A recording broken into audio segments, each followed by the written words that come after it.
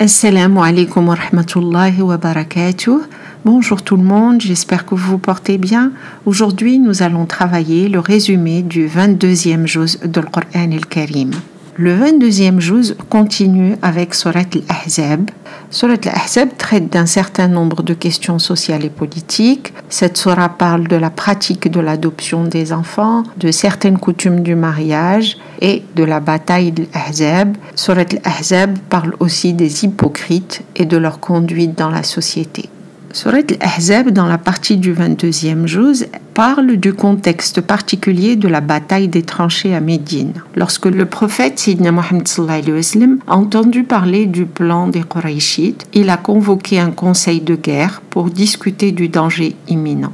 Salman, un Perse, a suggéré au prophète Sayyidina Muhammad sallallahu alayhi wa sallam de creuser des tranchées entre les longues étendues de maisons aux allures de forteresse à la périphérie de la ville de Médine, tandis qu'au nord-ouest, il y avait des hauts rochers difficiles à traverser. Ainsi, des tranchées ont été construites de 5 mètres de large et de 5 mètres de profondeur et sur une longueur de 7 km. Ils les ont creusées en 3 semaines. Lorsque l'armée des Qurayshites avait atteint la périphérie de Médine, ils furent surpris de voir les tranchées. Ils ont campé à l'extérieur de la ville, près de Uhud, et ont assiégé la région. La seule façon d'entrer dans la ville était si les Juifs de Banu Qurayda devaient attaquer les musulmans à l'intérieur de la ville de Médine. Ainsi, les Qurayshites et les Juifs de Banu Nadir ont élaboré une stratégie pour gagner les Banu Qurayda et finalement essayer d'avoir un pacte avec eux pour conclure un accord. Mais le plan a terriblement mal tourné et les confédérés des Qurayshites n'ont reçu aucune aide de leur part. Le siège de la ville était difficile à maintenir et les nuits d'hiver étaient longues et glaciales. Une violente tempête de sable a soufflé sur les tentes, les chameaux et les chevaux des forces mécoises se sont déchaînés et au bout de 3 semaines, ils ont fui et cette intervention divine a sauvé les musulmans. Ce fut une période de test pour les musulmans. Cela nécessitait un leadership sage et courageux et des partisans engagés. Une grande partie de Surat al-Ahzab traite de la vie personnelle et du merveilleux caractère de Sayyidina Muhammad sallallahu alayhi wa sallam, ainsi que ses relations avec sa famille et ses disciples. Il est adressé à 6 reprises avec l'expression « Ô prophète » pour lui renforcer son moral, le rassurer sur sa position unique aux yeux d'Allah subhanahu wa ta'ala et l'encourager à diriger les musulmans avec confiance. De ayah 21 à 46, le messager d'Allah, tu es un bel exemple. Nous t'avons envoyé comme témoin, annonciateur de bonnes nouvelles et avertisseur, celui qui invite Allah par sa permission, et tu es une lampe qui éclaire. Les vrais croyants pratiquent la maîtrise de soi, une clé du succès dans la vie. Des conseils spéciaux sont offerts aux disciples de Nabi sallallahu alayhi wa sallam qui ont fait face à toutes sortes d'épreuves. Les critiques des hypocrites, le siège de guerre de la ville, le manque de nourriture et d'eau et la menace continue d'une autre attaque. Ils devaient contrôler leur colère, leur frustration et leur peur. Le défi était de résister au chuchotement de Shaitan et de s'abstenir de perdre le contrôle de soi. Surat al-Ahzab met en évidence les qualités des croyants. Ils avaient une foi inébranlable dans la mission du prophète Sayyidina Muhammad sallallahu alayhi wa sallam. Ils étaient authentiques, honnêtes, de bonne foi et reconnaissants envers Allah subhanahu wa ta'ala. Surat al-Ahzab se termine en clarifiant le but et le sens de la vie humaine, le bon usage du libre arbitre et de la responsabilité morale. La façon dont nous remplissons cette responsabilité déterminera notre destin éventuel vers l'enfer ou vers le paradis. S'ensuit dans le 22e juz Surat Saba, le royaume de Saba. Le thème central de Surat Saba est la preuve de la résurrection. Les scènes du jugement dernier sont décrites de manière vivante, comme si elles se déroulaient sous les yeux du lecteur. La gloire et la puissance d'Allah subhanahu wa ta'ala sont soulignées alors que l'humanité se tiendra devant la cour de justice divine.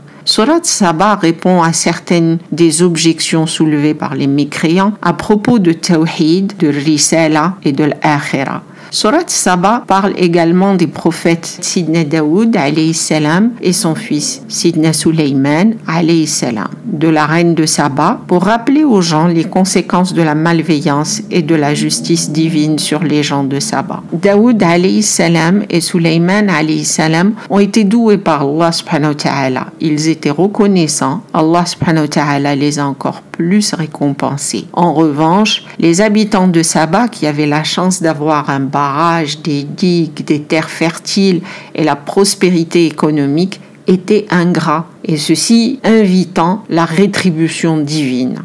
Il y a eu une très forte inondation, le barrage a cédé et l'inondation écrasante a tout détruit sur son passage.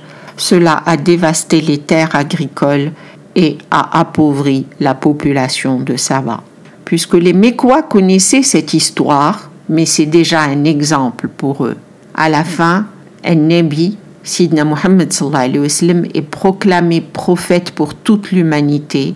Dans Ayah 28, nous t'avons envoyé à tout le peuple comme le messager de bonnes nouvelles et avertisseur, mais la plupart des gens ne le savent pas. C'est la déclaration de l'universalité de l'islam. Le 22e juz continue avec Surat al-Fatir, Surat mécoise. Le thème central est les dons nombreux d'Allah subhanahu wa ta'ala, innombrables. Dans Ayah 3, il est dit: les merveilles de sa création dans la nature sont une manifestation de sa bonté. Les gens se souviennent des dons d'Allah subhanahu wa ta'ala. Y a-t-il un créateur en dehors d'Allah qui vous fournit du ciel et de la terre? Les personnes intelligentes ne peuvent pas manquer de voir le monde créé comme l'œuvre d'Allah subhanahu wa ta'ala. Pour eux, Allah subhanahu wa ta'ala est partout. Le peuple mécois s'est obstiné à nier le prophète Sidna Muhammad sallallahu alayhi wa sallam. C'est le visage misérable de l'humanité, décrit dans Ayah 25. S'ils te renient, ne t'inquiète pas.